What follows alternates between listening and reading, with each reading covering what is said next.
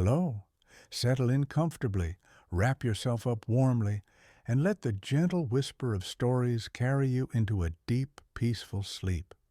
Our journey today takes us back to a brutal winter, a season etched into the historical record not just for its severity, but for its profound impact on a nation already grappling with the Great Depression.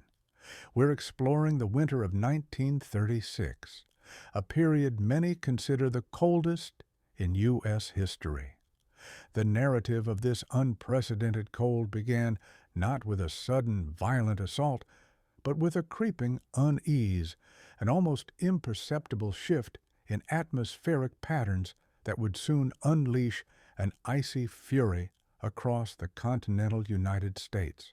By early January 1936, weather observers, still relying largely on empirical observations and nascent atmospheric models, noted a significant and persistent high-pressure system forming over the Canadian Arctic. This colossal atmospheric block became the relentless engine driving frigid air masses southward. Imagine standing in North Dakota even as 1935 drew to a close. While cold winters were expected, the sheer duration and intensity of the sub-zero temperatures that began to settle in would prove extraordinary. Experts from the National Weather Bureau, as it was then known, reported daily averages plunging into double-digit negatives Fahrenheit, far exceeding typical seasonal norms. For instance, Bismarck, North Dakota, recorded multiple days in January below minus 20 degrees Fahrenheit, a chilling precursor of what was to come. These initial waves of cold, though severe, were merely the first icy breath, foreshadowing the unprecedented deep freeze that would grip over two-thirds of the nation. Farmers, struggling to recover from the Dust Bowl, watched their hopes for any respite freeze solid alongside their fields. This wasn't just a cold snap, it was the harbinger of a winter that would redefine meteorological extremes for generations. As January progressed into February 1936, the initial icy breath transformed into a suffocating grip across the American heartland. The phenomenon wasn't merely a cold spell, but an unprecedented southward expansion of the Arctic air mass, an event meteorologists would later study for decades. This period witnessed not just low temperatures, but consistent, brutal cold over an extended duration, a key factor differentiating it from other significant cold events. The epicenter of this deep freeze remained firmly entrenched in the upper Midwest and Great Plains. Consider data from that winter. Tawa, Minnesota, recorded a staggering minus 60 degrees Fahrenheit on February 2nd, a figure that remains one of the lowest ever officially registered in the continental United States. Other states, though not reaching such extremes, endured relentless cold. In North Dakota, the average temperature for February 1936 plummeted to an astonishing minus 17.5 degrees Fahrenheit, over 30 degrees below the century's average for that month. Even states further south experienced extraordinary conditions. Oklahoma City, for instance, saw temperatures dip to minus 17 degrees Fahrenheit, an anomaly for its typical winter climate. This persistent cold had cascading effects. Rivers, including vast stretches of the Mississippi and Missouri, froze solid to depths rarely seen, impeding vital transportation and commerce. Livestock, already weakened by drought, succumbed in alarming numbers, exacerbating the economic woes of farming communities.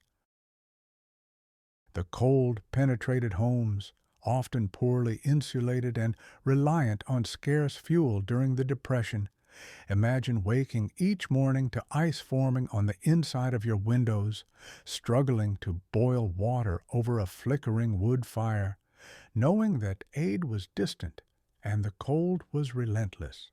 This was the stark reality for millions.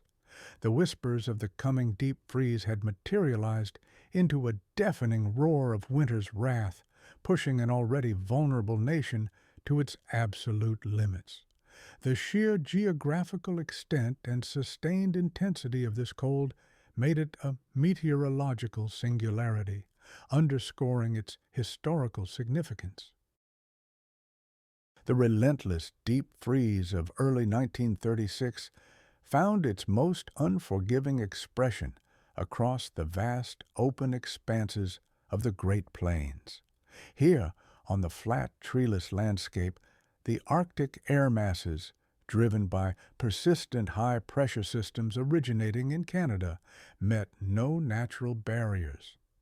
This allowed the extreme cold to settle in, unimpeded, creating a meteorological catastrophe that defined the winter for millions. The prairie's very geography amplified the cold's impact, turning already bitter temperatures into life-threatening conditions. Statistics from state meteorological records paint a stark picture.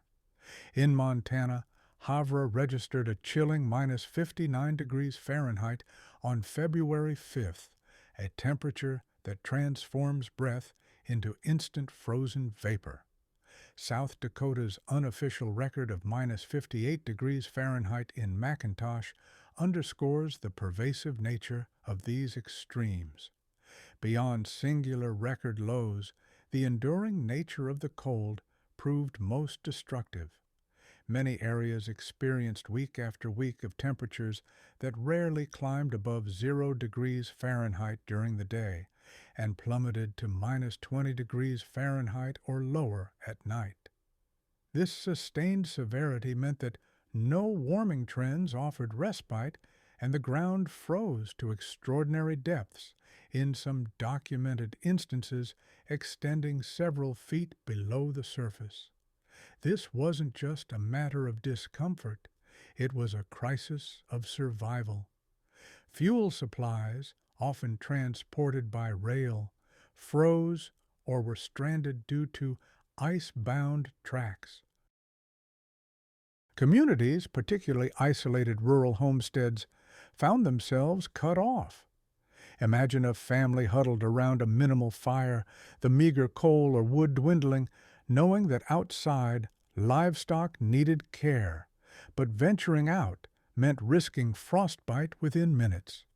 Roads became impassable sheets of ice, and communication lines, often vulnerable to expansion and contraction, frequently failed.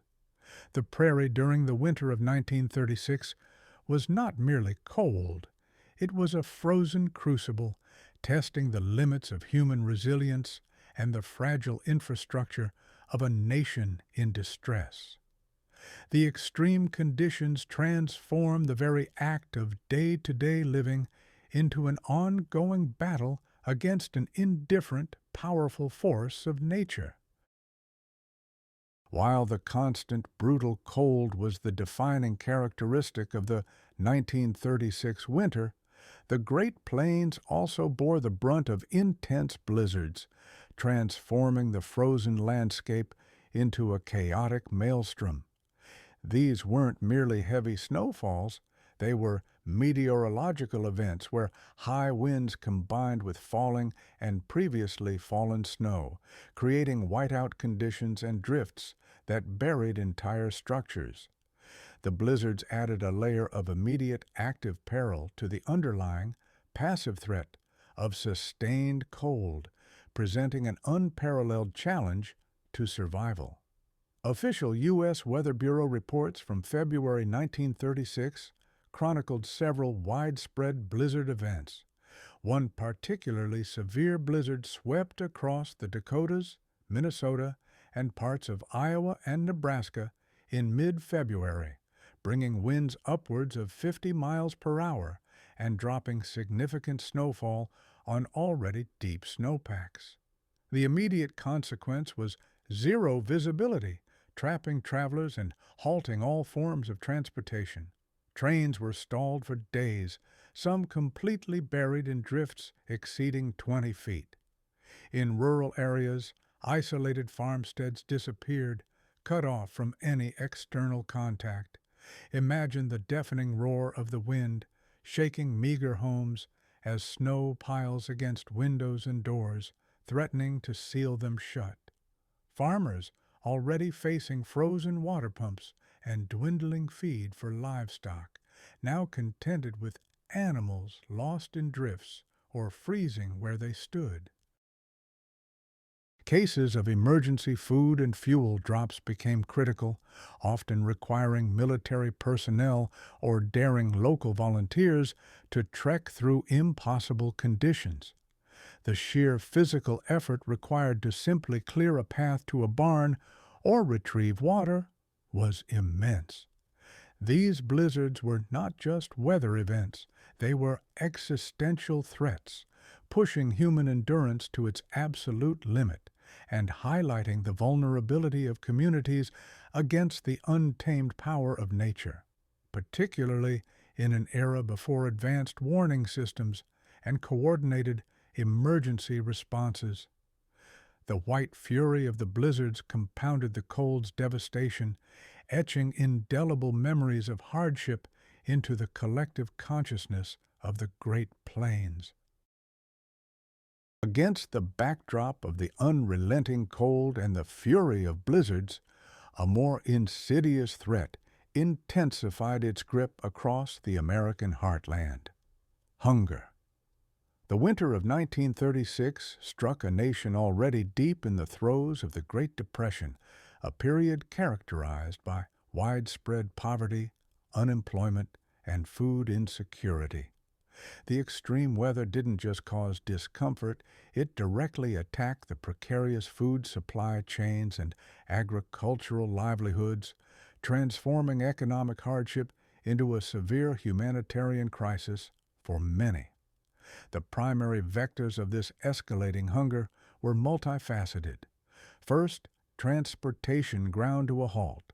Frozen rivers, deep snowdrifts, and ice-clogged rail lines prevented the movement of foodstuffs from warmer regions to the frozen north.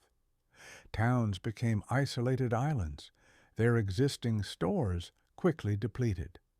Reports from the Department of Agriculture highlighted significant disruptions to food distribution, with perishable goods rotting in stalled trains while families starved just miles away. Second, the impact on agriculture was devastating. The extreme cold killed vast numbers of livestock. Estimates from states like North Dakota indicated losses of cattle, hogs, and poultry, reaching into the tens of thousands. These losses represented not only future food sources, but also the life savings of struggling farmers. Imagine families already rationing meager supplies from the drought-stricken years, now facing empty pantries and frozen wells. Children, already malnourished, became critically vulnerable. Soup kitchens, which had become a grim staple of urban life during the Depression, were themselves struggling to operate with limited supplies and frozen pipes. The Red Cross and other relief organizations, though heroic in their efforts, were often overwhelmed by the sheer scale of need and the difficulty of reaching isolated communities.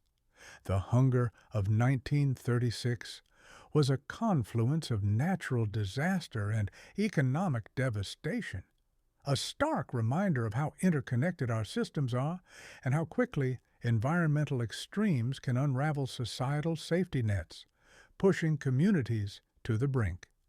This was not merely scarcity, it was a desperate battle against starvation in the richest nation on earth. As communities grappled with burgeoning hunger, the severe disruptions to supply chains forced a widespread and often desperate resort to rationing, not just of food, but of essentials like fuel and even potable water. The infrastructure of the 1930s, already stretched thin by the Depression, proved tragically inadequate against the multi-pronged assault of extreme cold, deep snow, and economic crisis. Local ingenuity and federal intervention became a critical, if often insufficient, balm against the pervasive struggle. Across the hardest-hit states, North Dakota, South Dakota, Minnesota, Montana, local governments and community organizations became central hubs for managing dwindling resources. Newspapers of the era carry countless notices of impromptu rationing committees, urging citizens to conserve every lump of coal, every gallon of kerosene. Schools and community centers, if they could be heated at all, often served as warming shelters where limited food and liquid fuel could be shared among the most vulnerable. Medical supplies also became critically scarce. Doctors, battling outbreaks of respiratory illnesses exacerbated by the cold and malnutrition, often ran out of vital medications, unable to resupply from frozen cities. Imagine a small town, its main street deserted, its general store's shelves visibly emptying. Decisions had to be made. Who received the last sack of flour? Who got the remaining fuel for an infirm elder? These were moral dilemmas played out daily in hundreds of communities, while the federal government, under President Roosevelt's New Deal, did mobilize relief efforts, including the Works Progress Administration, WPA, assigning men to clear snow-clogged roads, and the Civilian Conservation Corps, CCC, dispatching aid. Their reach was often limited by the sheer scale of the disaster and the physical barriers of the ice and snow.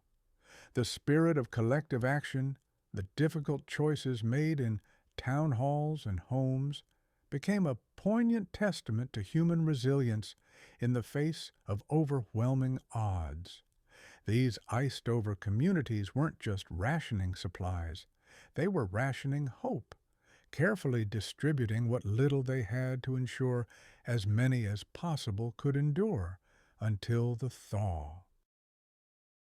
Beyond the biting cold, the blinding blizzards, and the gnawing hunger, the winter of 1936 exposed a profound vulnerability in the fundamental infrastructure of American homes and communities, the water supply.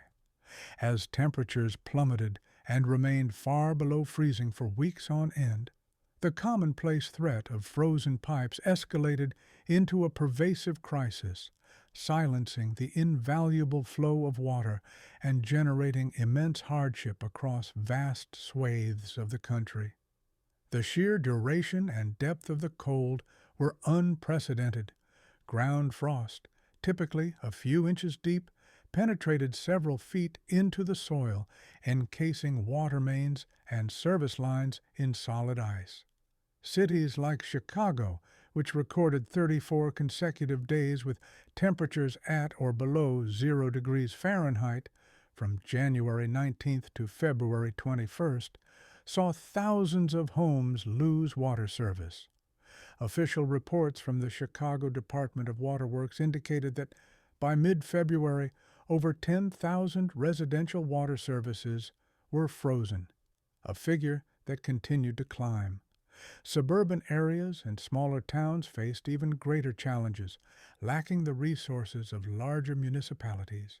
Imagine attempting to live without running water in continuous sub-zero conditions.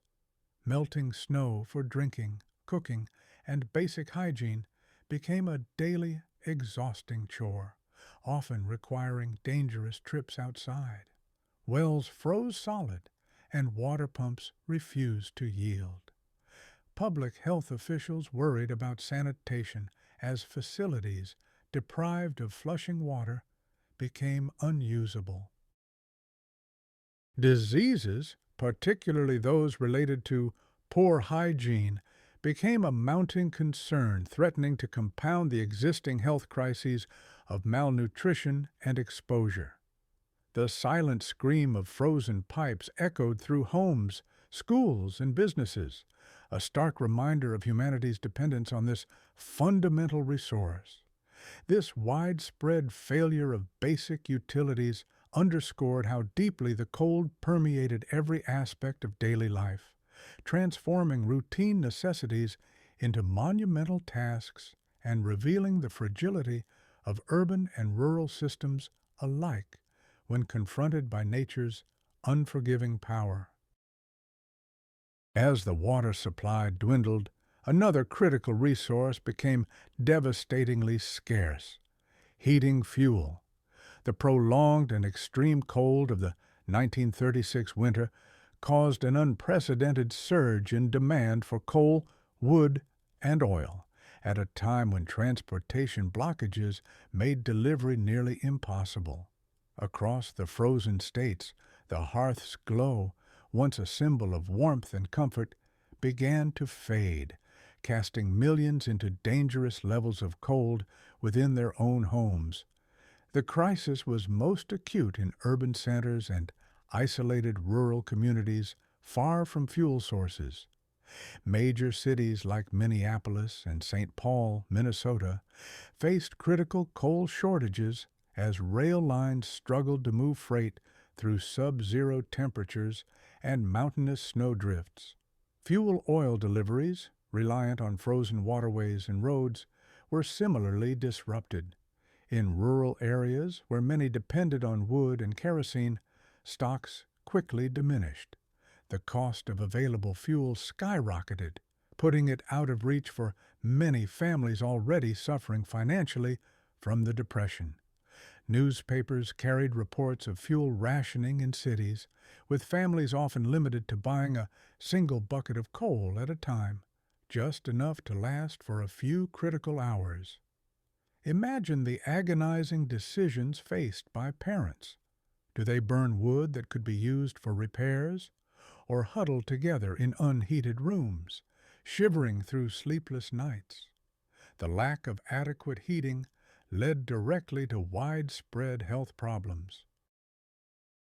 Cases of hypothermia and frostbite surged. Hospitals, themselves often struggling with heating and frozen water lines, were overwhelmed with patients suffering from pneumonia and other respiratory illnesses, particularly among the elderly and the very young. The absence of a consistently warm hearth transformed homes from sanctuaries against the storm into dangerous cold traps. This widespread fuel crisis wasn't merely an inconvenience. It was a constant, life-threatening battle against the cold that forced communities to confront the chilling reality of modern life without its most basic comforts, revealing the fragile balance between human civilization and the raw power of an unforgiving nature.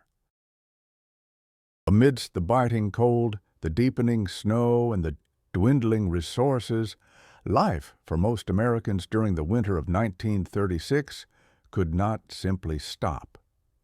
Daily necessities, food, water, warmth, and communication often required venturing out into the relentless elements. The sound of footsteps on newly fallen sub-zero snow, crisp and squeaking underfoot, became a universal soundtrack to a season of profound hardship and unexpected resilience. These were not leisurely strolls. They were often desperate journeys. With transportation gridlocked, personal movement transformed into an arduous and often dangerous undertaking. In urban areas where public transport might have been reduced or halted entirely, simply getting to a grocery store or a doctor became a test of endurance. Imagine navigating snowdrifts taller than a person, battling biting winds that cut through layers of clothing just to retrieve a pail of water from a distant pump. In rural regions, the isolation was even more profound. Farmers often had to trek miles through heavy snow to check on livestock, or to a neighbor to share news, or simply for the comfort of another's presence. Anecdotal and historical accounts from states like Michigan and Wisconsin detail these heroic everyday efforts. Teachers walked miles to reach their students, often bringing what little supplies they could carry. Doctors and nurses made house calls on skis or snowshoes, risking frostbite to reach the sick. Delivery drivers, when roads were passable, became heroes, bringing essential goods and messages, while the dangers of exposure, frostbite, and even becoming lost in whiteout conditions were very real. These arduous journeys also served as informal lifelines.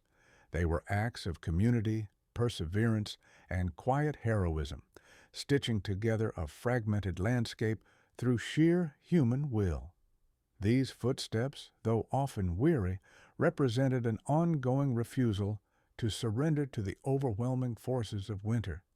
Each squeak of snow underfoot was a testament to the indomitable human spirit, finding ways to adapt, to survive, and to care for one another in the face of an unprecedented climatic assault. The challenges of individual movement extended almost inevitably to the complete isolation of communities. As roads vanished under snowdrifts and rail lines became encased in ice, countless towns across the affected regions found themselves cut off from the outside world for weeks, sometimes even longer. This geographic isolation, amplifying the desperation born of scarcity, forged a unique blend of self-reliance and communal solidarity that defined the winter for these enclaved populations. Eyewitness accounts and contemporary newspaper reports from states like Nebraska, Iowa, and Kansas paint a vivid picture of these isolated communities. Communication, often reliant on telegraph lines or rudimentary telephone systems, frequently failed, plunging towns into informational blackouts. Deliveries of vital supplies ceased completely. Farmers couldn't bring their produce or what little livestock they had left to market, exacerbating economic hardship. In effect, each town became an island in a sea of frozen white, its survival dependent entirely on its internal resources and the ingenuity of its inhabitants. Imagine a small farming town, its grain elevator a silent sentinel against the sky, its streets deserted save for the occasional figure bundled against the gale. Here, community spirit, often a hallmark of small-town America, became a survival mechanism. Neighbors shared dwindling supplies. Doctors worked tirelessly, often without proper equipment or medication. And local leaders coordinated efforts to clear paths, check on the elderly, and seek emergency aid through whatever means available. This shared adversity, the collective battle against the winter's grip, fostered a profound sense of unity. While desperation was a constant companion, it was often tempered by a defiant communal bond. The anecdotes of generosity and self-sacrifice from this period are numerous, illustrating how these isolated towns, despite facing immense, unifying peril, often responded by strengthening their internal ties. This unique blend of desperation and resilience forged an important, if arduous, chapter in the American story of surviving the harshest winter. As the winter of 1936 deepened, the pervasive cold began to exact a terrible human toll beyond just the physical discomfort. The scarcity of fuel, coupled with the relentless frigid temperatures, created an environment where the battle for warmth became a matter of life and death, leading to a tragic surge in cold-related illnesses, accidents and fatalities. The cold wasn't just an inconvenience, it preyed upon the vulnerable, leaving an indelible mark on families and communities. Medical records and coroner reports from the hardest hit states during January and February 1936 reveal a stark picture. Instances of hypothermia, severe frostbite, and pneumonia soared, particularly among the elderly, infants, and those already weakened by malnutrition inherent to the Great Depression. Many lacked adequate clothing or proper indoor heating, turning their own homes into death traps. Beyond the direct effects of cold, there was a tragic increase in carbon monoxide poisonings. Desperate families seeking any source of warmth resorted to burning charcoal indoors without proper ventilation or using improvised heating devices, leading to silent accidental deaths. Fire statistics also trended upwards as overloaded electrical systems, makeshift wiring, and open flame heating methods sparked devastating blazes, particularly in poorly constructed homes. Imagine the pervasive smell of burning wood, not always a comforting aroma, but sometimes laced with the acrid scent of overloaded wiring or the faint, sweet smell of despair. It was a time when the decision to keep warm could inadvertently lead to fatal consequences. Official figures, while incomplete for the entire nation, consistently show a significantly higher mortality rate attributed to exposure or respiratory complications during that winter. These were not just statistics. They represented sons, daughters, parents, and neighbors whose lives were cut short by the indifferent cruelty of an historic freeze. The very air they breathed, seemingly benign, became a constant threat, illustrating the brutal reality of survival when the most basic human needs for warmth and safety are compromised. While the elderly were uniquely vulnerable to the cold's brutal grip, children, particularly those in impoverished or isolated settings, suffered disproportionately during the winter of 1936. Their developing bodies, susceptibility to illness, and reliance on adult care meant that the privations of the Great Freeze, malnutrition, lack of warmth, and disrupted education, cast a long, dark shadow over their lives, often stifling the very laughter that defines childhood. School closures were widespread and protracted. In many states, particularly across the Midwest, schools remained shuttered for weeks or even months due to impassable roads, frozen heating systems, or lack of fuel. The U.S. Office of Education reported significant disruptions to schooling, with millions of instruction hours lost. Beyond education, the physical toll on children was severe. Already suffering from the effects of the Great Depression, many rural and urban poor children were critically malnourished before the winter even began. The combination of sustained cold, inadequate clothing, and reduced food intake led to a surge in a variety of ailments.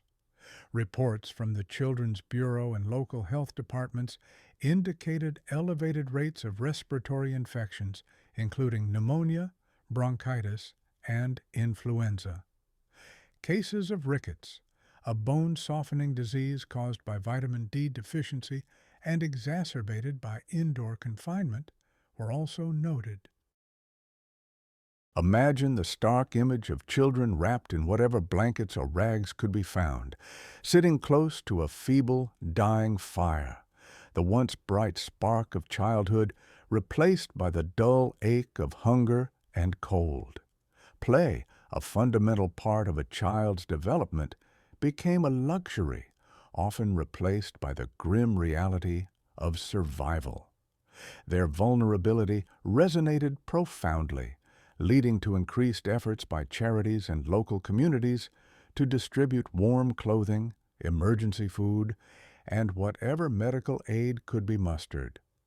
This was a generation of children who experienced an extreme meteorological event not just as an abstract phenomenon, but as a deeply personal and often traumatic experience, shaping their understanding of resilience, hardship, and the profound impact of environmental forces on human life.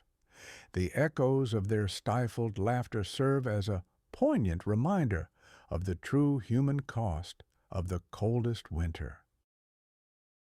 For American farmers, particularly those eking out a living on the Great Plains already devastated by the Dust Bowl, the winter of 1936 was not merely a hardship, it was an existential threat. Their lives, intrinsically linked to the land and their livestock, were exposed in the cruelest ways to the extreme elements. The farmers' calloused hands, accustomed to tilling earth and tending animals, now faced the impossible task of extracting life and livelihood from a landscape locked in a Siberian embrace. The economic impact on the agricultural sector was catastrophic. The widespread loss of livestock, a primary source of income and sustenance for many, crippled thousands of farm families. Reports from the USDA and state agricultural offices documented livestock mortality rates that were staggering. In some regions, upwards of 20 to 30% of cattle, sheep, and hogs perished due to exposure, starvation, or lack of water when sources froze solid. Beyond direct losses, the severe cold and deep snow prevented farmers from accessing feed supplies, and transportation issues meant that remaining livestock couldn't be brought to market. The closure of local creameries and dairies, unable to collect milk from routes impassable with snow, further added to the economic ruin.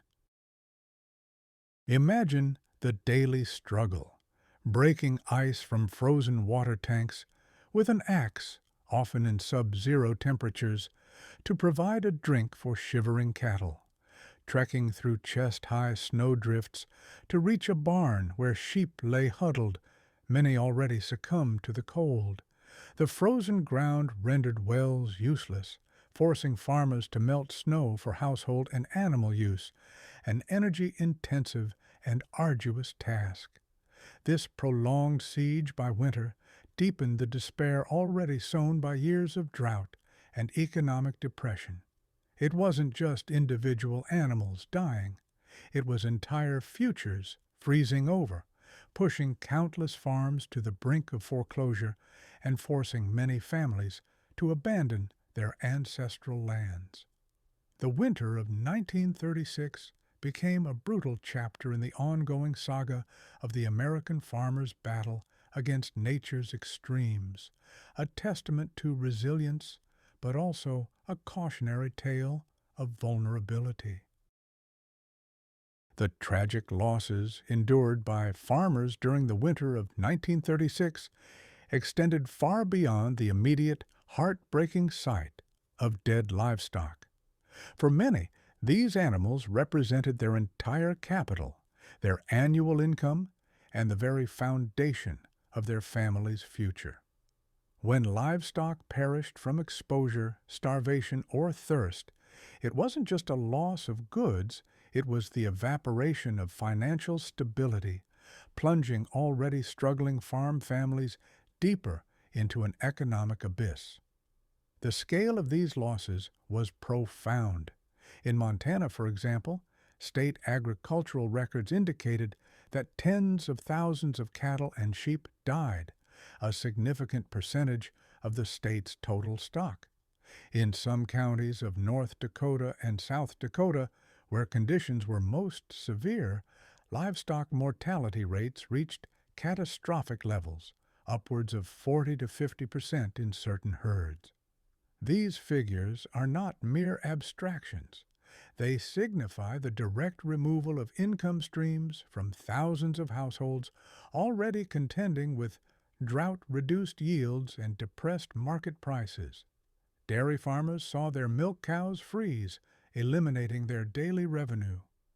Hog farmers watched their pigs succumb, erasing their plans for future sales.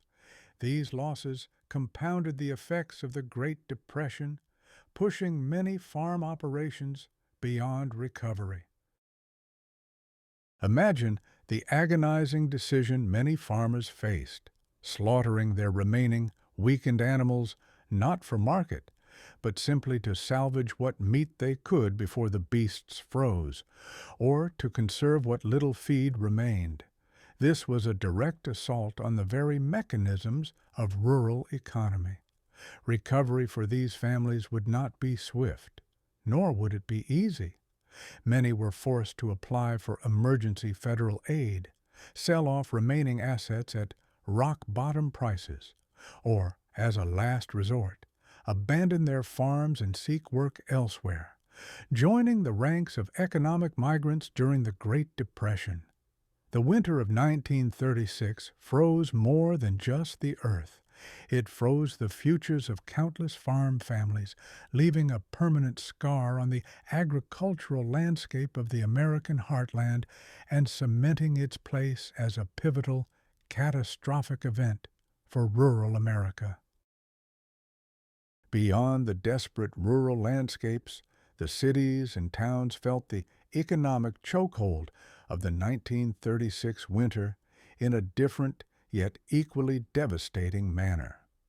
As transportation ground to a halt, the vital arteries of commerce, already struggling under the weight of the Great Depression, began to seize up entirely. The image of empty store shelves, stripped bare of essential goods, became a stark and frightening reality for urban and town dwellers alike, transforming the challenge of survival into a daily hunt for basic necessities. Freight trains, the lifeblood of intercity commerce in the 1930s, were particularly vulnerable. Frozen tracks, icebound switching mechanisms, and engines battling the brutal cold led to widespread delays and outright stoppages. Reports from major rail companies documented thousands of cars stalled in snowdrifts across the Midwest.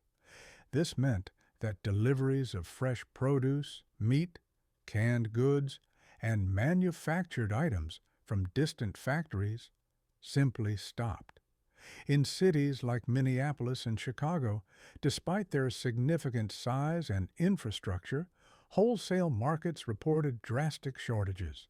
Prices for available goods like bread, milk, and eggs soared to unaffordable levels for many of the unemployed and underemployed. Imagine walking into your local grocery store, its aisles usually bustling, only to find them hollowed out. Where flour and sugar once stood, now only empty crates or sparse, dusty shelves remain. Refrigeration, often less advanced than today, also suffered under brownouts and fuel shortages, leading to spoilage of what little perishable food managed to arrive.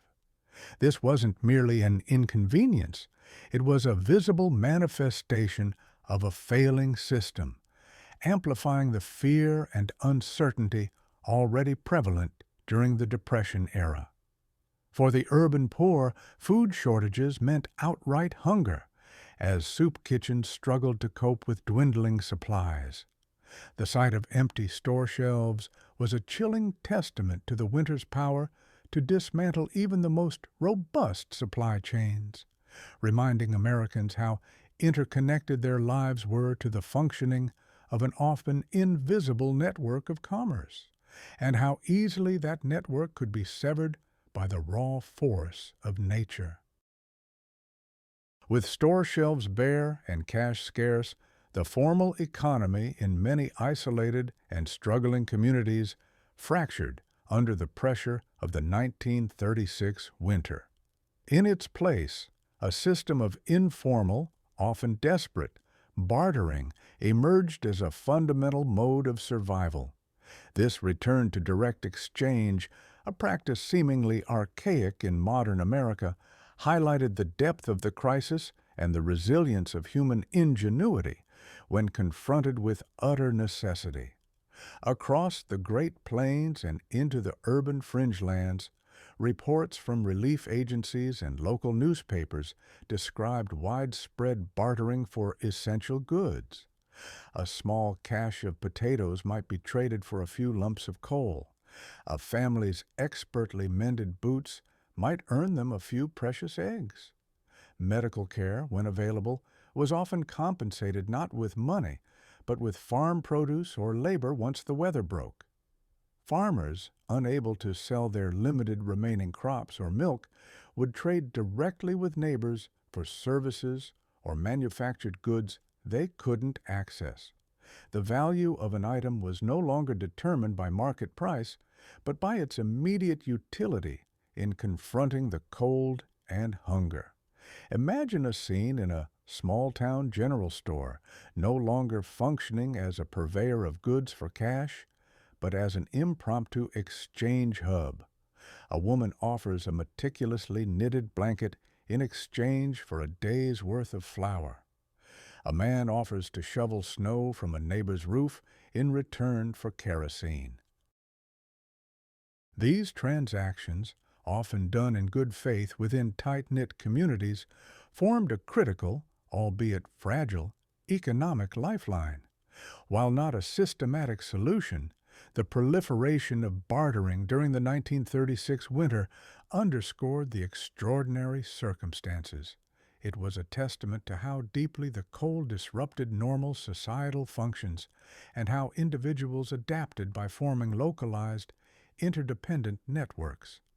This desperate resourcefulness was a poignant reminder that when the formal structures of supply and commerce falter, communities will often revert to the most basic forms of exchange to ensure their collective survival, binding themselves together in a shared struggle against winter's unforgiving grip. In the face of widespread hardship and dwindling resources, one profession stood out for its unwavering dedication, often risking life and limb: the rural doctor. During the winter of 1936, these medical professionals, already stretched thin in an era before widespread health insurance and readily available antibiotics, undertook frigid rounds that transcended the normal duties of their profession. Their commitment became a crucial, often heroic lifeline in communities besieged by the cold and cut off from conventional aid. With roads impassable and communication lines down, the challenge of reaching patients was immense. Doctors in states like North Dakota, Montana, and Wisconsin frequently employed sleighs, skis, or even walked miles through treacherous snow and brutal winds to attend to the ailing. The stories are numerous. Dr. John E. Martin of Crosby, North Dakota, famously used a horse-drawn cutter to reach patients during whiteout conditions, often spending days away from home.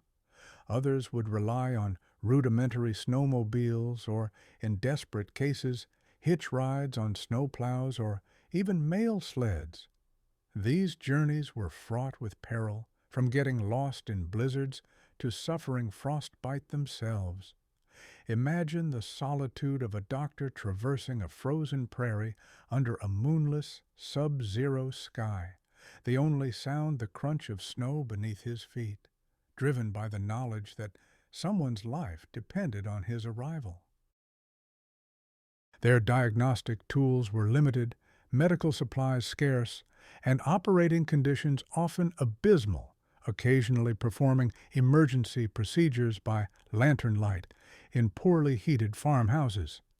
The primary diseases they battled were familiar: pneumonia and bronchitis, exacerbated by cold and malnutrition, along with severe cases of frostbite and hypothermia. Beyond physical ailments, these doctors often served as counselors and moral anchors for communities facing immense psychological stress. Their frigid rounds were not merely acts of medical practice, they were profound testaments to human compassion and professional duty in the face of nature's most extreme challenges, earning them a revered, if often unheralded, place in the historical narrative of the coldest winter. In homes across the frost-bitten landscape of 1936, the relentless cold fostered an environment ripe for widespread illness and heightened mortality.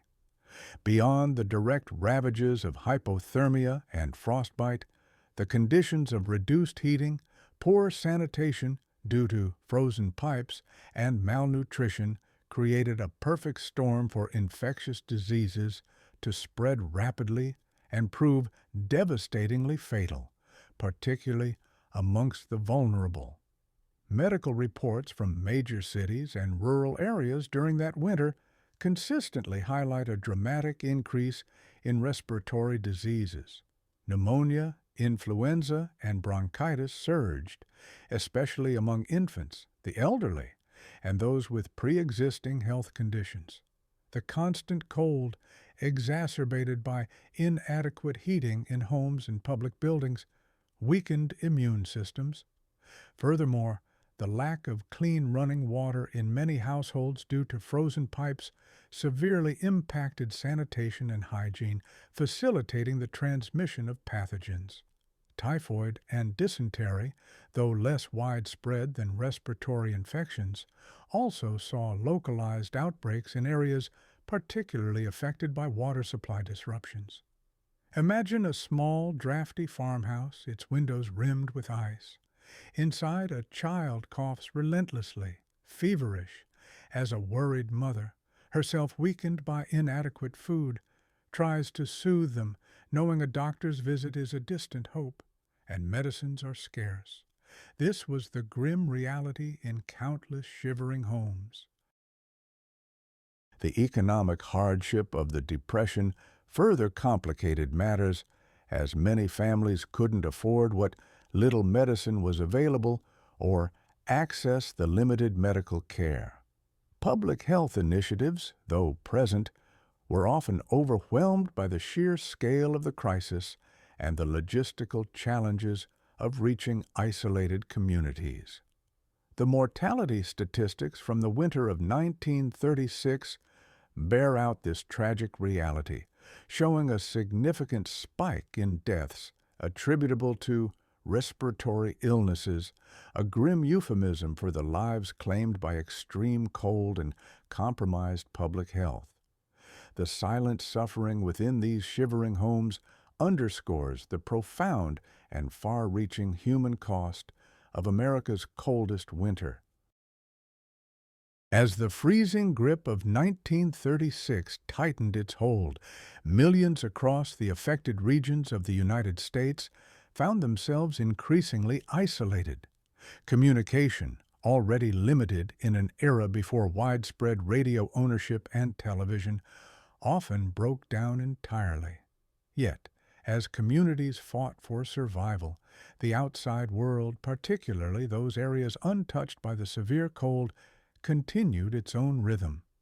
News, filtered and sporadic, could sometimes reach these beleaguered areas, offering glimpses of a distant, seemingly warm and unaffected world, a stark contrast to their frigid reality.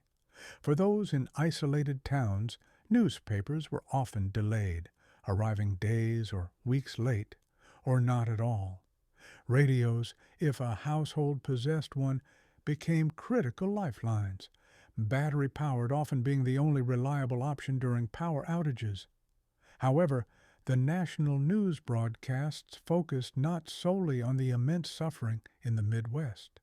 While reports of blizzards and record cold did filter through, the larger narrative of the nation continued, discussing Roosevelt's New Deal policies, international affairs, and cultural events.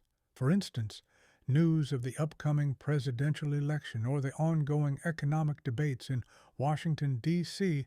would still reach some ears, often juxtaposed against harrowing local stories of survival. Imagine huddling by a crackling radio, its faint glow perhaps the only light in a frigid room. You hear a report about jazz music in New Orleans or a Hollywood movie premiere, while outside snow drifts piled against your window. This dichotomy was profound. It wasn't that the nation ignored the crisis. Reports of the extraordinary cold were certainly published, often with appeals for aid. But for those enduring the daily struggle, the limited exposure to a world operating normally could create a sense of disconnect, even resentment, for their forgotten predicament. This distant news, a lifeline of sorts, also served as a painful reminder of how profoundly their lives had been altered, contrasting sharply with the unbroken rhythm of life elsewhere. It underscored the localized and regionally concentrated nature of the deepest impacts of the 1936 winter, even in a globally connected world. Despite the challenges of transmission and the often disheartening news from a seemingly indifferent wider world, the radio also played a profoundly crucial and often reassuring role during the winter of 1936. For countless Americans isolated by snow and ice, the crackling voice from the bakelite box wasn't just a connection to external affairs. It was a source of vital local information, weather forecasts, and, perhaps most importantly, a psychological lifeline in profoundly trying times. In the 1930s, radio ownership was still growing but represented a significant leap in communication for many households. During the height of the blizzards and extreme cold, when physical travel was impossible and telephones often failed, radio became the sole means of mass communication. Local stations like WCCO in Minneapolis or WNAX in Yankton, South Dakota, adapted their programming to the crisis. They broadcast emergency bulletins, weather warnings, updates on road conditions, or lack thereof, and pleas for assistance. Crucially, they also facilitated direct communication within communities, acting as a de facto message board for families cut off from one another. Imagine the relief of hearing a local announcer read out a message. "Mrs. Peterson, your son John is safe in town and heading out for the farm tomorrow if the road's clear." For many, these personalized messages were a potent antidote to gnawing anxiety. The radio provided a sense of connection, a reminder that they were not entirely forgotten. Beyond direct aid, regular programming offered a psychological anchor. Music, dramas, and even advertising, though sometimes jarringly out of place, provided a semblance of normalcy, a distraction from the cold, and a reminder that eventually the world would return to its familiar rhythms. The radio's crackling voice, sometimes barely audible through static, served as a beacon of reassurance, a powerful symbol of human connection, persisting even in the face of nature's most isolating and unforgiving forces. It reaffirmed a truth, that even in the deepest despair, the human need for connection and shared experience endures. As the brutal winter of 1936 dragged on, the sheer physical weight of living under such extreme conditions began to manifest in subtle yet profound ways. Beyond the immediate threats of hunger and sickness, the daily grind of battling the cold exacted a relentless psychological toll.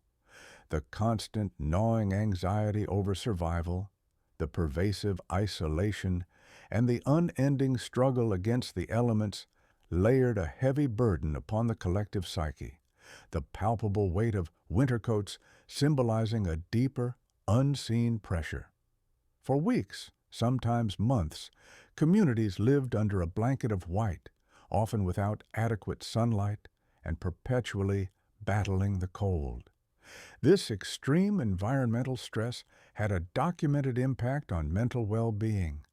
Reports from local charities and nascent social work agencies observed increased instances of depression, anxiety, and a feeling of helplessness among those most affected. The lack of fresh food contributed to nutritional deficiencies, which are now known to impact mood and cognitive function. The sheer monotony of the daily fight for survival, breaking ice, finding fuel, huddling for warmth, left little room for joy or optimism. Imagine the pervasive quiet that settled over rural areas, broken only by the howl of the wind, the inability to see loved ones, to access news, or simply to take a walk without battling snow and cold. This enforced solitude and physical restriction deeply affected spirits. Children, confined indoors, missed out on play and social interaction, affecting their emotional development. Adults, already burdened by the depression, now faced an even more direct threat to their livelihood and family's well-being. The winter coats, donned as a necessary defense against the physical cold, became metaphorical weights, representing the emotional and psychological burden that accumulated over weeks of relentless struggle. This unseen burden, while less dramatic than a blizzard or a frozen pipe, contributed significantly to the profound and long-lasting impact of the 1936 winter on the lives of those who endured it. In the face of the 1936 winter's relentless chill, the strategies for personal warmth became a daily, desperate ritual. With limited heating fuel and often poor insulation, layering clothing, even indoors, was not merely a fashion choice, but a critical survival measure.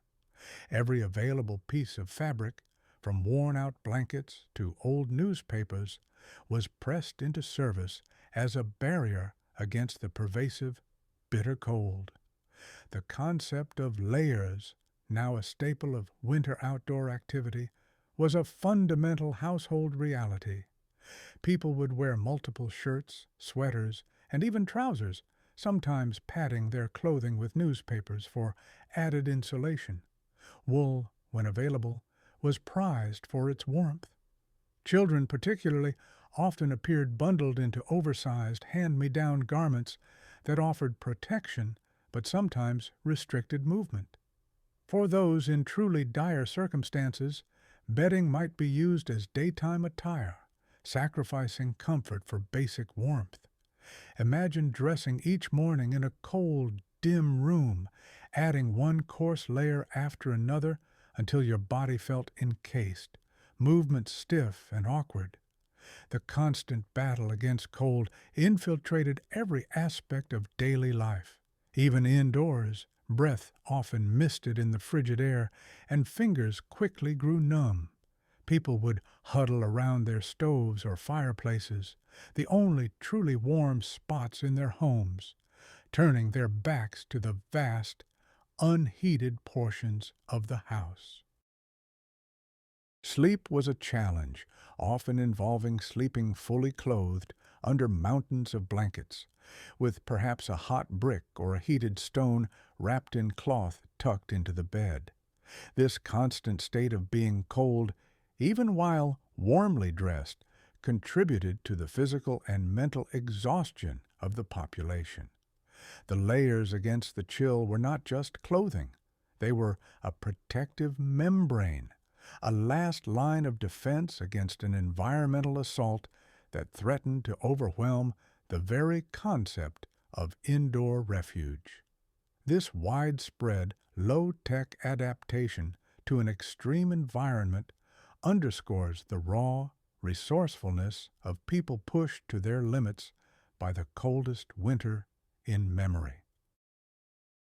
After weeks of unprecedented cold that silenced nearly everything, a new sound began to emerge through the thick layering of ice and snow.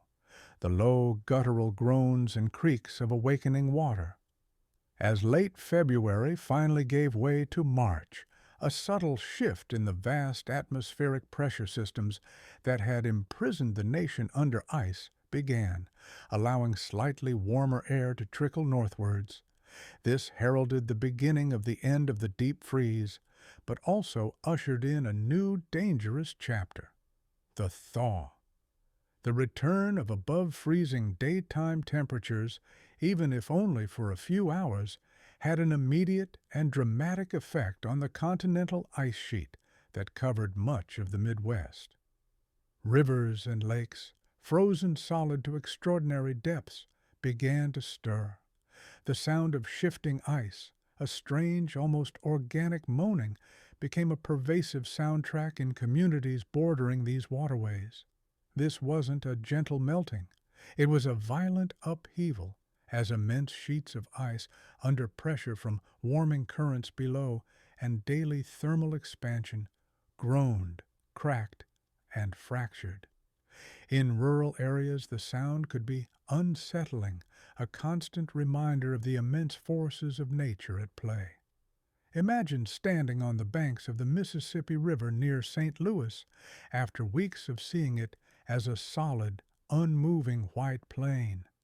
Now colossal ice floes, some the size of small houses, slowly begin to grind against each other, creating a cacophony that echoes for miles. While the prospect of thawing brought immense relief, it also brought new anxieties. Ice jams, particularly on major rivers like the Missouri and Mississippi, posed a significant flood threat. The rapid melt-off could overwhelm already stressed drainage systems and turn frozen plains into temporary lakes.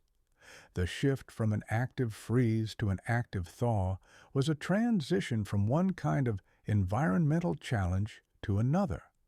But the mere sound of ice shifting came as a profound psychological relief, signifying the eventual retreat of winter's grip and the promise, however distant, of spring. Even amidst the unprecedented cold and the struggle for survival, pockets of resilience and adaptation emerged. Among the most striking examples were the ice fishermen whose fortitude in confronting the frozen landscape went beyond sport. It became, for many, a critical act of subsistence. On lakes and rivers frozen to truly astonishing depths, these individuals pursued a dangerous yet often rewarding enterprise that offered a vital source of protein to communities struggling with hunger. Throughout the upper Midwest, particularly in states like Minnesota, Wisconsin, and Michigan, ice fishing was already a common winter activity. However, the 1936 winter elevated it to a new level of importance. With traditional food supply chains severed and livestock decimated, the protein provided by lake and river fish became a lifeline. Despite temperatures that regularly plunged to minus 30 degrees Fahrenheit or lower, and the constant threat of blizzards, fishermen would brave the elements often for hours. They used specialized hand augers or ice chisels to cut through feet of ice, then dropped lines or set gill nets beneath the surface. Imagine the stark scene. A lone figure, bundled beyond recognition, hunched over a hole in a vast, frozen expanse. The air so cold it burned the lungs. Their hands, though gloved, bore the brunt of the icy wind and the wet work. The danger was ever present, from venturing too far onto shifting ice to succumbing to hypothermia, but the potential reward, a fresh catch, was often worth the risk. Reports indicated that a successful day of ice fishing could provide a family with enough food for several days, or surplus fish that could be bartered for other necessities. For some, it was a profession. For many others, it became a desperate necessity. The sustained practice of ice fishing during such extreme conditions stands as a powerful testament to human tenacity and resourcefulness, a silent battle waged against nature's fury, demonstrating an unwavering commitment to survival against immense odds, yielding sustenance and demonstrating remarkable fortitude in the heart of winter's hardest grip. As the 1936 winter tightened its grip, the act of eating transcended mere nourishment.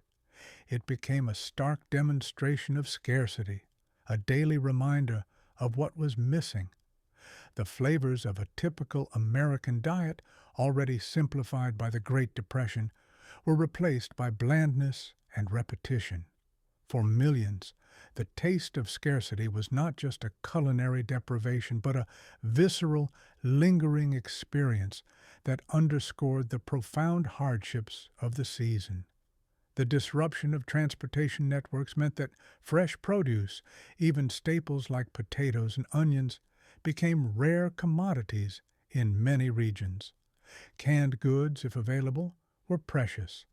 Meat, particularly for urban dwellers, was often scarce and expensive due to livestock losses and transportation issues. Rural communities fared slightly better if they had preserved their own produce, but even these stores dwindled over weeks of isolation.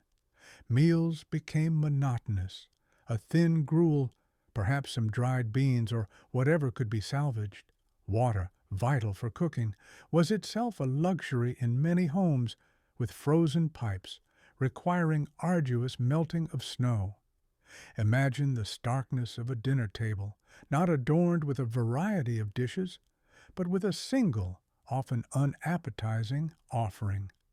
The absence of flavor, the sameness of meals, was a daily assault on the senses, amplifying the psychological toll of the cold. Children, particularly, suffered from this nutritional deficit, with long-term health consequences.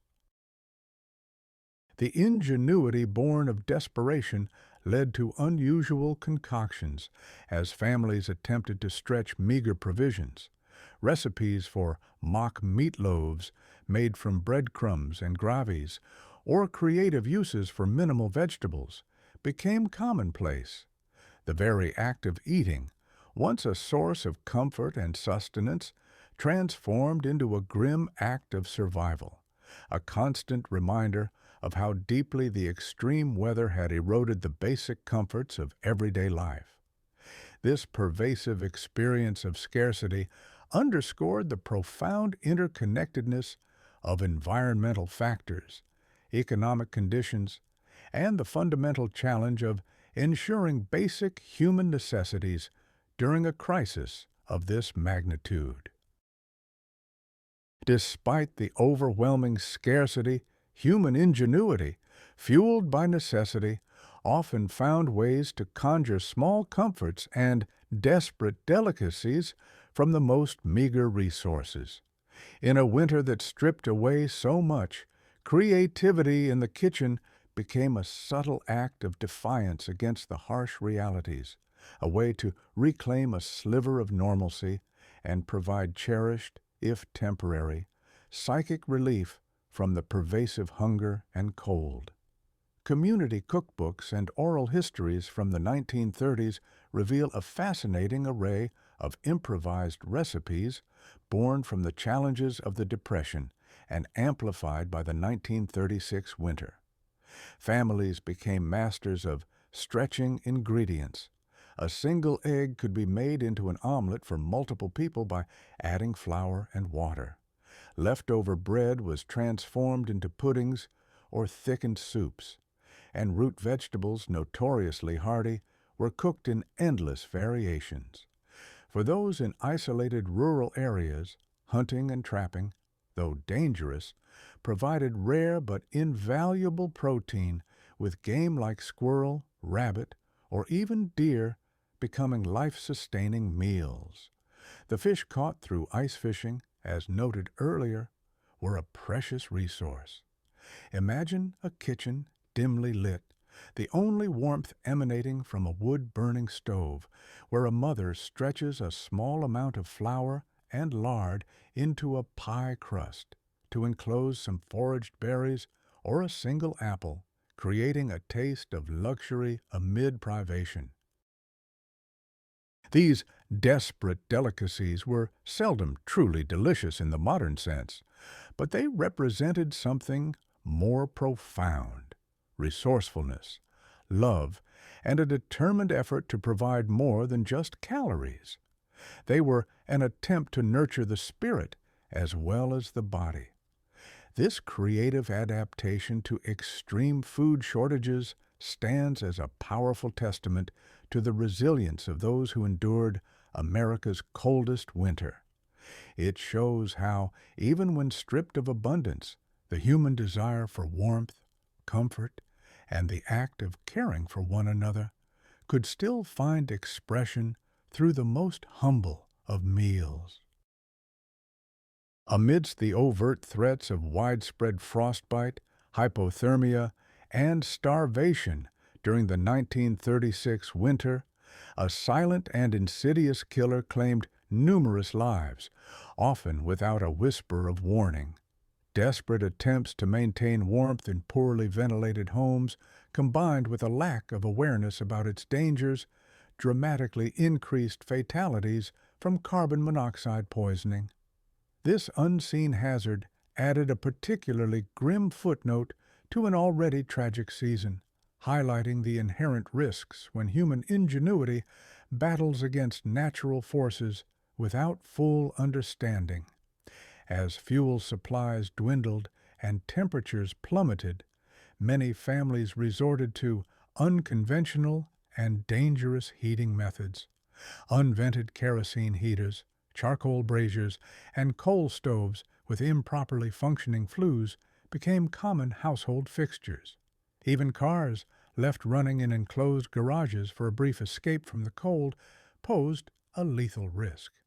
Carbon monoxide, a colorless, odorless, and tasteless gas, is a byproduct of incomplete combustion.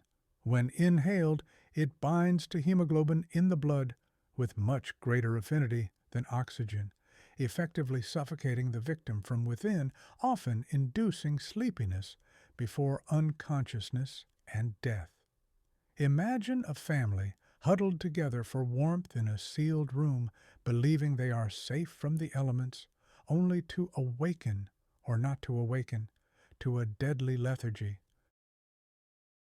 Reports from coroners and hospitals in cities like Milwaukee and Omaha show a distinct spike in unexplained deaths attributed to accidental asphyxiation during the peak of the cold snap.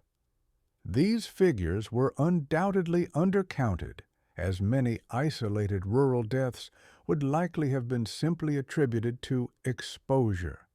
The tragic irony was that the very effort to survive the cold, to keep the hearth glowing, inadvertently led to fatal consequences.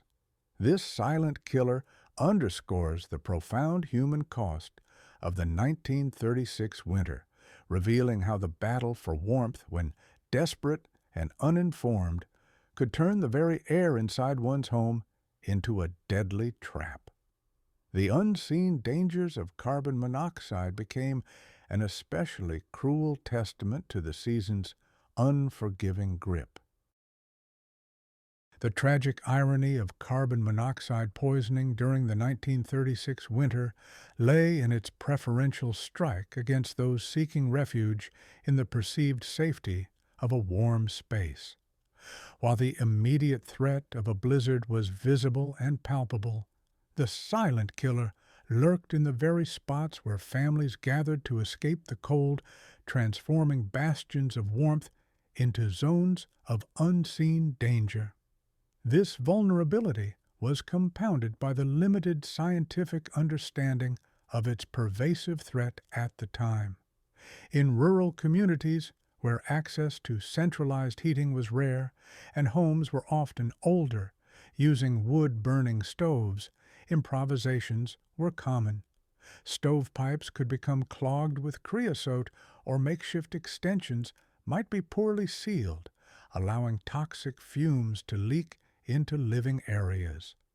The sheer quantity of wood and coal burned indoors, often in desperation to combat temperatures that reached minus 30 degrees Fahrenheit inside some homes, overwhelmed inadequate ventilation systems. For those with coal furnaces, a lack of regular maintenance could lead to cracked heat exchangers, releasing the gas into the air circulation. Fuel-starved families might keep tiny stoves glowing or even use their kitchen ovens for extended periods for warmth, inadvertently turning their small havens into death traps. Imagine a small, tightly sealed cabin. The family gathered around the warmth radiating from an old pot-belly stove. The windows are taped shut against drafts, every possible crack blocked. The air feels heavy. Perhaps a faint headache begins, dismissed as exhaustion from the constant cold. This scenario, repeated in countless homes, highlights the inherent risk when the quest for warmth overrides proper ventilation and safety measures. Public health warnings about carbon monoxide were not as widespread or well understood as they are today, and detectors were non-existent. These silent, tragic deaths, often linked to the very act of seeking comfort, underscore the profound and multifaceted dangers posed by the extreme winter of 1936. It was a stark reminder that sometimes the greatest threats were not found outside in the storm, but within the supposed sanctuary of one's own home. As the 1936 winter tightened its grip, the arteries of American commerce, its vast railway network, faced unprecedented challenges. For the locomotive engineers and their crews, already operating in an arduous profession, the sustained extreme cold and heavy snow transformed their daily runs into heroic battles against nature. The engineers' frozen rails became a symbol of both the transportation breakdown and the relentless human effort to keep essential goods and services moving, however painstakingly, through the frozen heartland. The problems were manifold. Steel rails, highly susceptible to thermal expansion and contraction, became brittle and prone to fracture in extreme cold, leading to derailments. Switches, essential for routing trains, froze solid, requiring crews to painstakingly chip away ice and snow by hand, often for hours in sub-zero temperatures. Water lines for locomotive boilers froze, and the fuel oil for diesel engines, less common then, but present, could thicken to molasses. Coal-fired steam locomotives, while more robust against raw cold, consumed vast quantities of fuel, and getting that fuel to remote sections of track became a logistical nightmare. Deep snowdrifts, often meters high, completely buried tracks, trapping trains for days or even weeks. Imagine an engineer peering through a small ice-rimmed window of his cab, snow whipping past in a blinding frenzy, the whistle a mournful cry against the storm. The sound of his train, usually a powerful rumble, now strained against the resistance of the snow, the steel wheels grinding on frozen rails. Reports from railroad companies like the Great Northern and the Chicago, Burlington, and Quincy detailed the immense expenditure of resources, men, equipment, and money dedicated to simply keeping isolated stretches of track clear. Entire crews were deployed with snowplows, rotary clearers, and shovels, battling drifts that reformed almost as quickly as they were cleared. These efforts, though often insufficient to maintain regular schedules, were critical. They ensured that humanitarian aid could eventually reach cut-off communities, and that some semblance of connection to the outside world was maintained. The struggle of the engineers on their frozen rails became a microcosm of the entire nation's fight against the overwhelming forces of the coldest winter. The heroic efforts of railroad workers battling frozen rails and towering snowdrifts could only mitigate, not prevent, the inevitable. Throughout the coldest months of 1936, the relentless winter brought the nation's vital railway system to its knees.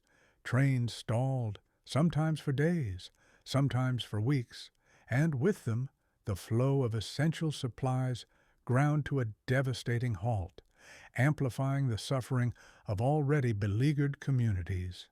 Operational reports from the Association of American Railroads for January and February 1936 detail an unprecedented level of service disruption. Thousands of freight cars, loaded with everything from heating coal and food to medical supplies and livestock feed, became stranded across the upper Midwest. Passengers, too, found themselves marooned in remote depots or aboard trains trapped in snowbanks. One highly publicized incident involved a passenger train stuck for nearly 2 weeks in a Dakota blizzard, its occupants surviving on dwindling provisions and the crew's ingenuity. The economic consequences were immediate and severe. Industries reliant on rail transport for raw materials or finished goods experienced production slowdowns. Farmers, whose perishable goods couldn't reach markets, faced ruin. Imagine the frustration and mounting desperation. An isolated town, its fuel reserves dwindling, knowing that a train carrying coal is only 50 miles away, yet completely unreachable, entombed in snow. This wasn't merely an inconvenience of postponed travel. It was a crisis of basic human needs.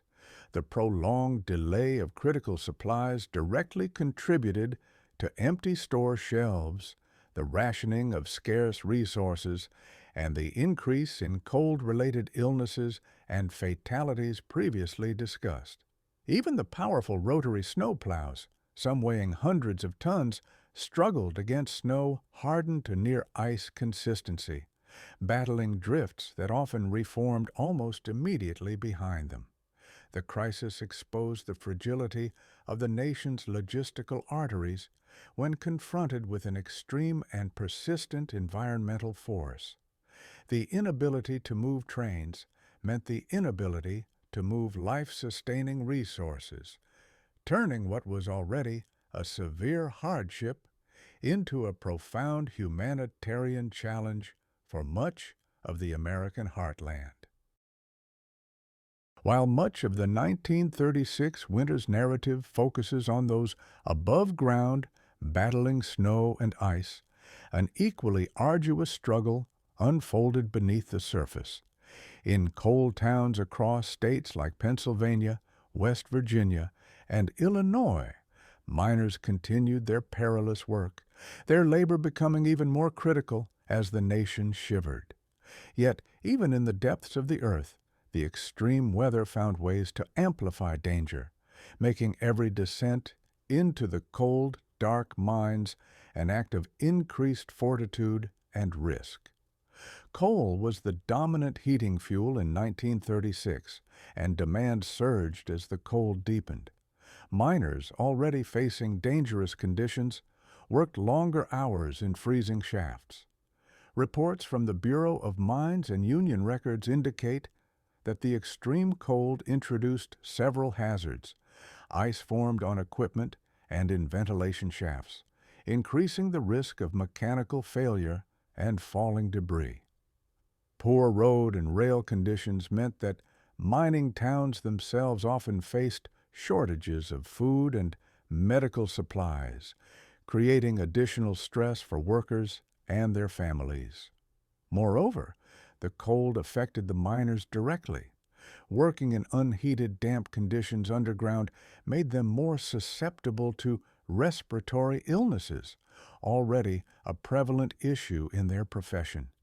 Imagine the biting cold that greeted a miner before he even entered the earth. Then the chill that permeated the mine itself, despite its subterranean location. Their heavy coats and boots, designed for the surface, offered little comfort against the persistent damp cold deep within the tunnels. The pervasive miner's cough worsened, and the danger of explosions from trapped gases, always present in coal mines, was marginally increased by unusual air circulation patterns or frozen safety valves. Even as the nation cried out for warmth, the men providing it faced heightened peril. The miners' daily cold, dark descent was a silent, unheralded sacrifice, underpinning the entire country's desperate battle against the winter. Their resilience, often overlooked, highlights another layer of human endurance during one of America's most challenging environmental events, underscoring the interconnectedness of seemingly disparate industries and the profound ripple effects of extreme weather. Despite the intensified dangers of their work, the coal miners of 1936 played an absolutely indispensable role in the nation's fight for warmth. The coal they extracted, often at great personal risk, represented a lifeline for millions, a precious commodity that fueled homes, power plants, and the limited operating trains. Their hard-won product, once brought to the surface, immediately became gold in the hands of communities desperately seeking to stave off the cold. As temperatures plummeted and remained stubbornly low, the demand for coal skyrocketed. Reports from the U.S. Geological Survey and the Bureau of Labor Statistics indicated a surge in coal production during January and February 1936, a direct response to the crisis despite the immense challenges. Companies pushed production to the limit, recognizing the vital necessity of their output. However, getting this coal from the mines to the consumers remained the gargantuan hurdle. As Chapter 15 highlighted, the transportation infrastructure, primarily railroads, buckled under the strain of blizzards and extreme cold, leading to severe bottlenecks and delaying deliveries. Imagine the preciousness of a single bag of coal in a frozen, isolated town. It meant the difference between life and death for the elderly, a few hours of warmth for children, or the ability to cook a meager meal. Coal became a medium of exchange, often bartered for other scarce resources. In cities, people waited in long lines, sometimes for hours, in sub-zero temperatures, hoping for a few shovels full. Public service announcements and newspaper editorials implored citizens to conserve, to burn every last ember. The mining industry, while facing its own set of increased dangers, was the foundation of the nation's heating supply. The coal that emerged from the deep, dark earth, thanks to the continuous labor of the miners, was not merely a commodity. It was warmth, hope, and survival itself, a raw testament to the fundamental human need for heat when confronted by nature's most extreme cold. Its hard-won extraction and distribution became a defining feature of the 1936 winter's struggle. The profound disruption of the 1936 winter extended its icy tentacles deep into the very fabric of society, impacting even the education of a generation. For weeks, and in some areas for months, schools across the Midwestern states faced unprecedented challenges, often becoming cold classrooms where the act of learning was secondary to the struggle for basic warmth and survival. This disruption left an indelible mark on both students and dedicated teachers. School closures were widespread due to impassable roads, a lack of heating fuel, frozen water lines, or simply the sheer danger to students traveling in sub-zero temperatures. Many rural one-room schoolhouses remained locked. Urban schools, better equipped, still often struggled. Fuel shortages meant that even if a school could open, heating was often minimal, leading to frigid classrooms where children huddled in coats, their fingers too numb to properly grip pencils. The U.S. Office of Education reported significant instructional hours lost and a decreased attendance in areas worst affected by the cold, exacerbating the educational disparities already present during the Depression. Imagine a teacher, often walking miles through snowdrifts, arriving at a schoolhouse colder inside than out. Her first task wouldn't be teaching arithmetic, but lighting a stubborn coal or wood stove, thawing the inkwells, and sweeping away drifts of snow that had blown in through cracks. Children, sometimes equally burdened by long journeys in the cold or insufficient food, would arrive shivering. The sheer effort required for both teacher and pupils to simply exist in these conditions often overshadowed the pursuit of knowledge. Beyond the cold, many children, as discussed, faced malnutrition and increased illness, making concentration difficult.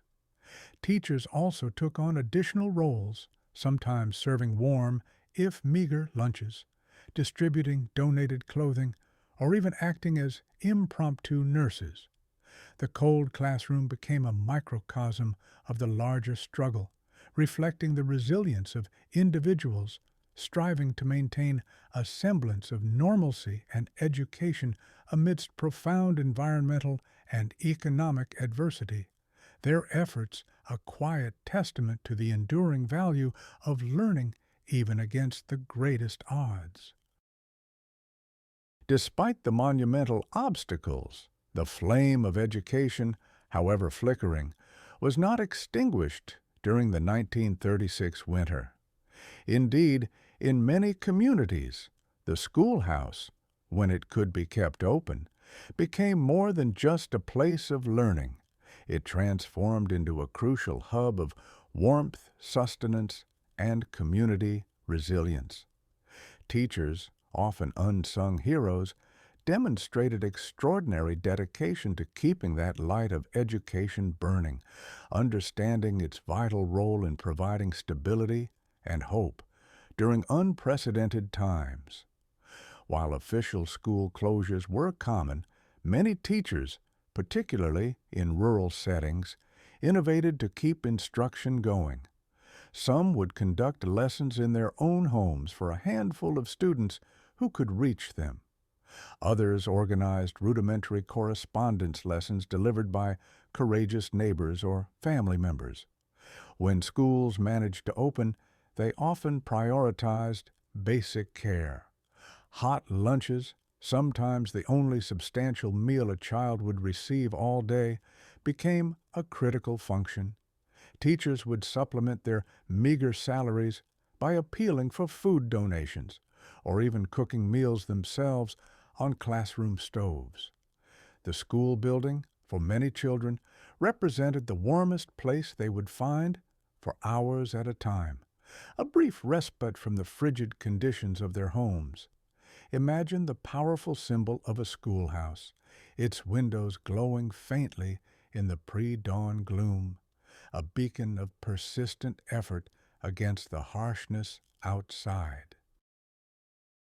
Inside, children, bundled in coats, might be singing, reciting lessons, or simply enjoying the communal warmth and the presence of their peers.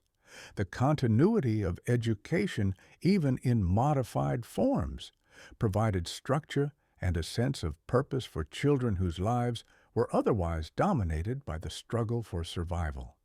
It offered a crucial psychological anchor, a glimpse of a future beyond the immediate crisis.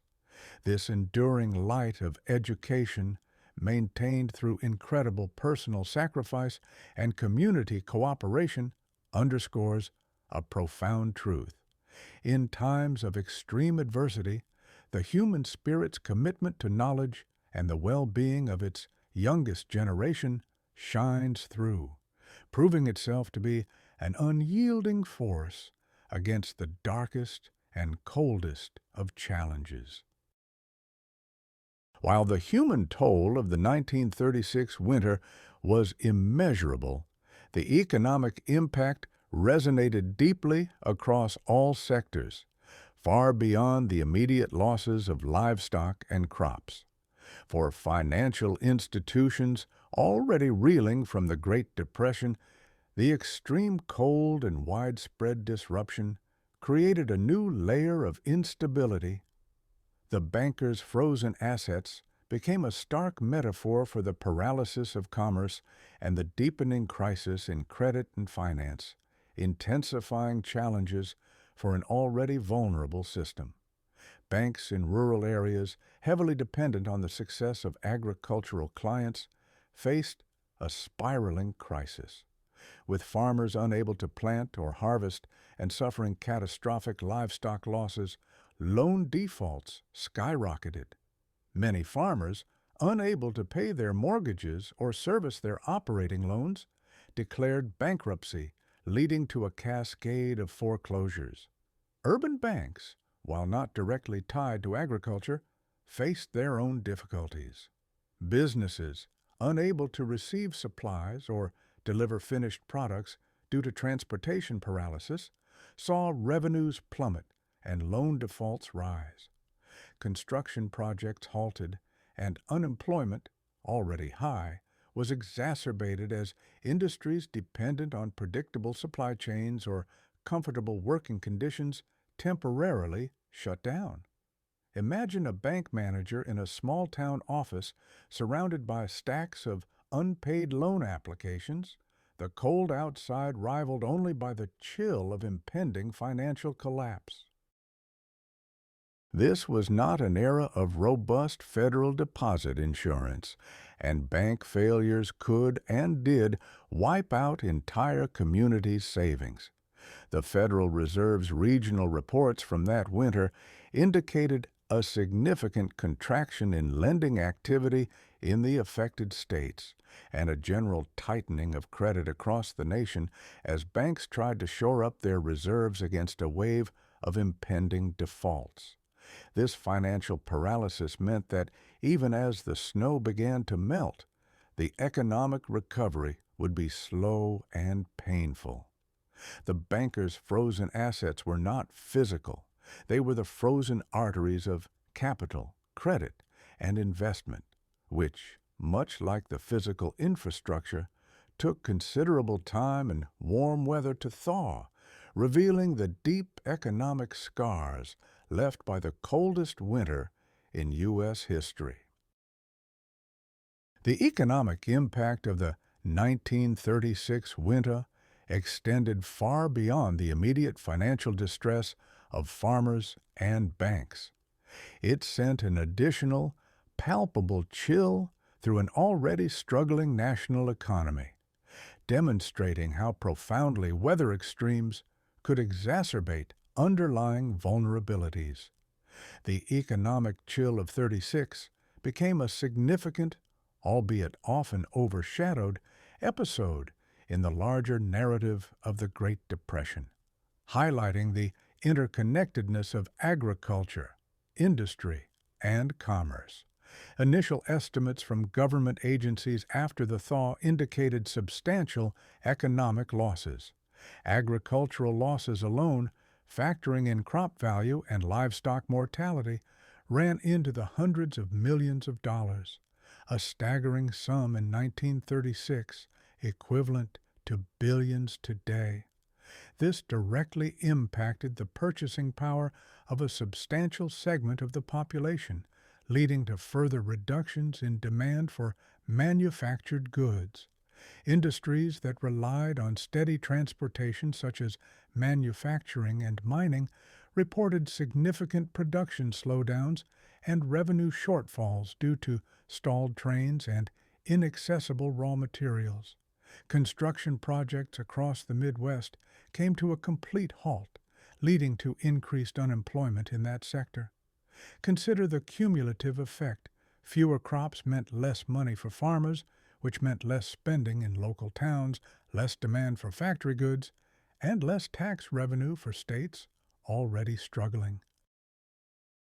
The severe weather thus created a negative feedback loop, pushing an already fragile economy deeper into stagnation. While the broader economic recovery efforts under the New Deal were underway, the 1936 winter undeniably delivered a severe setback. It put immense pressure on federal and state relief programs, diverting resources to immediate humanitarian aid rather than long-term economic development. This season underscored the profound vulnerability of a largely agrarian and industrially developing nation to the vagaries of extreme weather. The economic chill of '36 wasn't merely a statistic, it was a period of sustained financial suffering that left lasting scars on household budgets, businesses, and the broader American economic landscape, reminding a generation of the fragility of prosperity in the face of nature's raw power. After months of relentless ice and snow, the first whispers of a reprieve began to materialize. The transition wasn't sudden or dramatic, but rather a gradual softening of winter's iron grip. As late February bled into March 1936, the faint promise of spring, once a distant fantasy, began to gather strength, bringing with it not just rising temperatures, but a powerful surge of collective hope, even as new dangers emerged from the thaw. Meteorological data from early March showed the persistent Arctic high-pressure system that had fueled the extreme cold finally beginning to weaken and retreat northward. A more typical westerly flow started to establish itself, bringing in milder air from the Pacific and southern states. While temperatures didn't instantly leap to spring-like warmth, the daily highs started inching above the freezing point, even if only for a few hours. For regions that had endured weeks of sub-zero temperatures, even 35 degrees Fahrenheit felt like a tropical heat wave. The blinding white landscapes began to take on a gray, slushy appearance, and the sun, increasingly higher in the sky, seemed to possess a little more tangible warmth.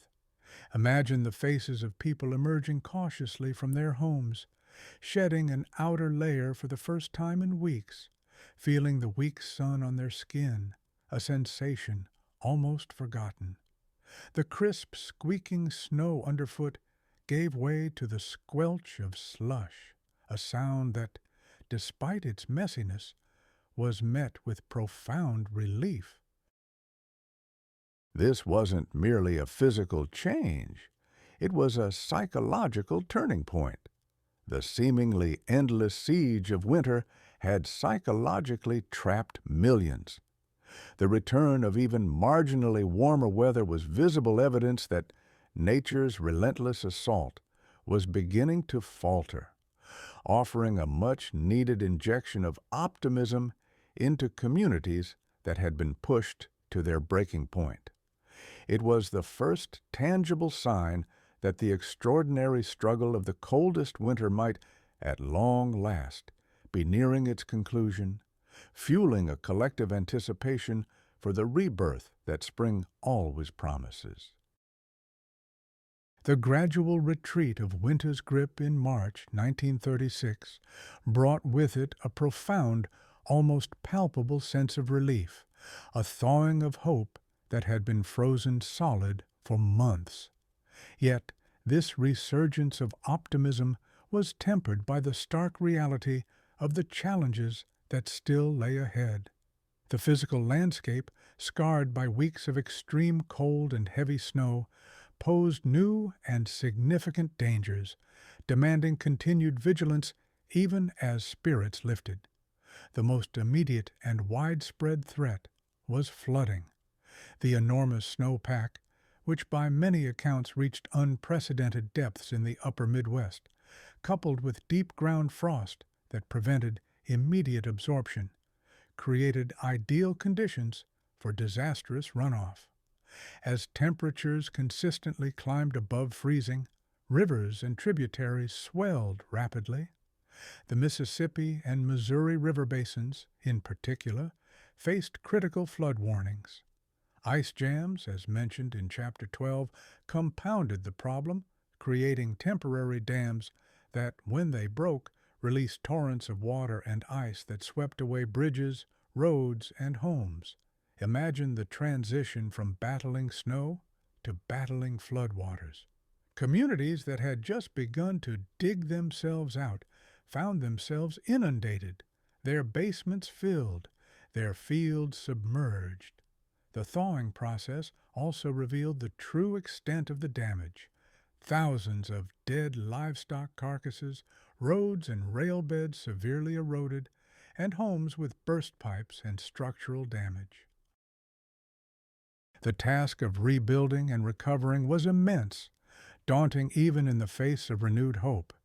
For many, the physical and economic scars left by the coldest winter would last for years, a constant reminder of survival against the odds.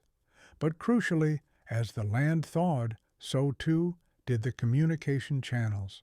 Aid organizations could finally reach remote areas, and the arduous work of assessment and reconstruction could begin. The thawing of hope wasn't a magical disappearance of problems, but the renewed energy and possibility to confront them, a testament to the enduring human spirit to reconstruct and recover after even the most devastating natural events. The winter of 1936, a season of unparalleled cold and immense hardship, ultimately receded, making way for spring and the long, arduous work of recovery. Yet the memory of this great cold did not simply vanish with the melting snow. It etched itself into the collective consciousness of a generation, solidifying its place in American historical memory as a pivotal and harrowing event, profoundly shaping the lives of those who endured it. For decades following, the benchmark for any severe winter in the affected regions was inevitably measured against 1936. Oral histories collected from survivors consistently reference the Great Cold, or the Winter of '36, as a defining period in their lives. The detailed meteorological records, meticulously kept by the U.S. Weather Bureau, stand as irrefutable scientific proof of temperatures and snowfalls that, in many instances, remain unbroken records for the continental United States. These include the multi-week stretches of sub-zero temperatures, the extensive geographic reach of the extreme cold, and the sheer depth of ground frost that paralyzed infrastructure far more effectively than any economic downturn. Imagine sitting with an elder, their eyes distant as they recount tales of that winter. The ice inside the windows, the constant hunger, the stillness of the deeply buried world outside. These personal narratives, passed down through families, reinforce the statistical data, giving a human face to the facts. The impact was not just physical, it was psychological. The experience fostered a renewed appreciation for community solidarity, self-sufficiency, and resourcefulness. It also taught a harsh lesson about human vulnerability in the face of nature's power, even for a nation striving for technological mastery. Remembering the Great Cold is more than just recalling an extreme weather event. It's understanding a chapter where climate, economy, and human resilience intersected, forging character and driving innovation in a way few other periods have. The lessons learned, often at immense cost, continue to resonate, reminding us of our enduring connection to the natural world. The long, cold shadow of the 1936 winter extended far beyond the melting snows, leaving an enduring legacy that shaped policy, infrastructure development, and communal memory for decades. This brutal chapter served as an indelible, if painful, lesson in resilience, preparedness, and the profound interconnectedness of human systems with the natural world. One significant legacy was in infrastructure. The widespread failure of water systems due to unprecedented ground frost led to calls for improved municipal planning and deeper burial of water mains. The paralysis of transportation networks highlighted the need for more robust snow removal capabilities and better communication systems for disaster response. In agriculture, the devastating livestock losses spurred greater emphasis on winterization of barns and more efficient feed storage, while reinforcing the vulnerability of monoculture farming systems to extreme weather. The human suffering also galvanized federal and state relief efforts, emphasizing the need for coordinated responses to large-scale natural disasters, building on lessons learned during the Dust Bowl and other New Deal initiatives. Imagine a generation hardened by both the economic privations of the Depression and the environmental trauma of this winter, carrying these experiences into adulthood. Many became advocates for community self-reliance and improved public services. In a broader sense, the winter of 1936, much like the Dust Bowl preceding it, contributed to a growing understanding of ecological limits and the powerful influence of climate on human society. It underscored that even a technologically advancing nation was still profoundly shaped by external forces. The legacy of the 1936 winter isn't merely a collection of record-breaking temperatures and hardships endured. It's a testament to human adaptability, a stark reminder of our dependence on a delicate balance, and a historical marker that continues to inform our approach to extreme weather events, urging us towards greater resilience and forethought in the face of nature's awesome power.